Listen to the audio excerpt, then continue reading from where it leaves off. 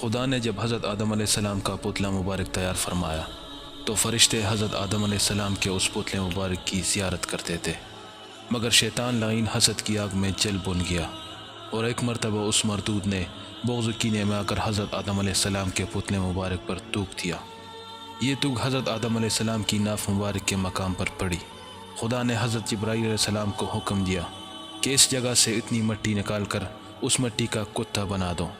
چنانچہ اس شیطانی تھوک سے ملی ہوئی مٹی کا کتا بنا دیا گیا۔